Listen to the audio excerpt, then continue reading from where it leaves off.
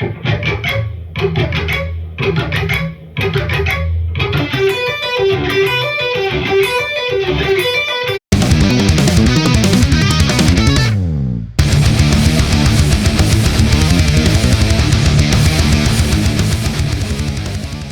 folks, welcome to Sweep Picking for Beginners. Our goal for today is to outline 3 basic triads using sweep picking on our G, B, and E strings. Generally, these 3 string sweeps are what most people start with. Well, let's look at the tab.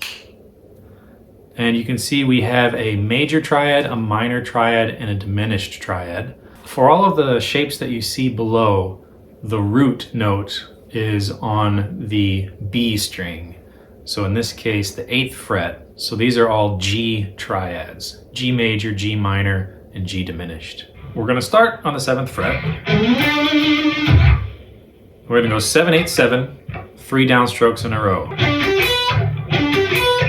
Now, the next part of this, we have our hammer and our pull. And hammering and pulling at the end of a sweep is really important because it gives your picking hand time to change direction. Most of the sweeps I do, if not all of them, have some sort of legato stuff happening at the top of it.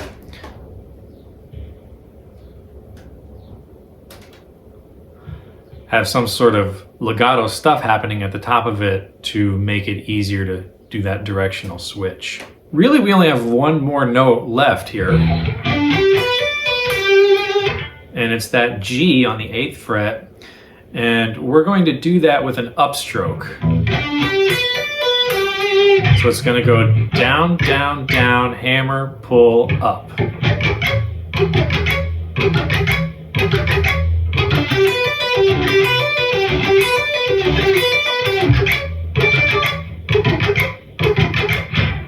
As we cycle it around, that upstroke followed by the downstroke that starts it over is using outside picking. So these strings, the G and the B string here, you're kind of treating them like one string. So you do that upstroke on the B and the downstroke on the G. You're on the outside of both of those strings as opposed to being on the inside. And you can practice it just like that if you want. So here's the major shape a little faster.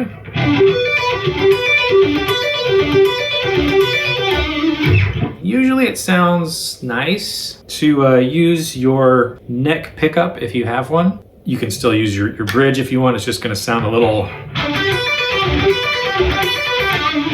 twangier. But usually when we think of this type of technique, the sound we're hearing in our head is that bridge pickup. As you speed these up, what you can do is get rid of that upstroke at the end of the sequence there and just do a hammer rather than the upstroke. It'll basically, then your picking will be just the 3 downstrokes.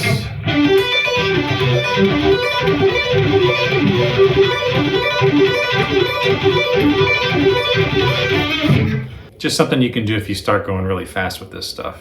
The only difference between the major triad and the minor triad is the 3rd. We're going to lower the 3rd by a half step. So in this case, that means the 7th fret on our high E string is going to move down to 6.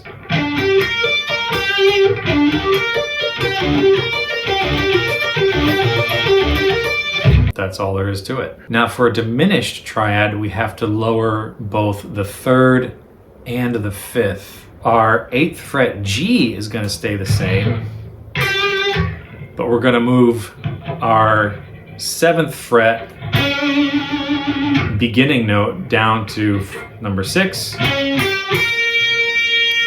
This is going to stay here where it was on the minor.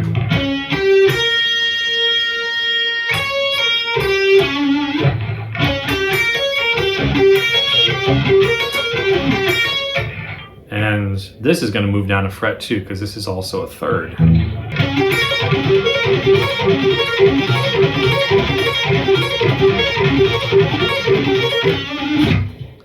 If you go back and look at the video called Unlocking the Fretboard, you will notice that all 3 of these triad shapes appear on the G, B, and E strings all up and down the neck.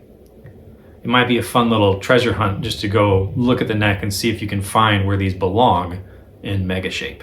In one of my upcoming videos, I'm going to show you how to practice with a metronome, and this is the perfect lick to apply to that type of practice.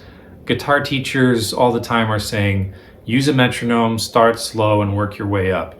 And we're going to explore what that means exactly with a very specific procedure that will, I don't know if it'll guarantee results for you, but it definitely guaranteed results for me. So hopefully it'll all work out. That's it for today. Go forth, practice, have fun. See you in the next one.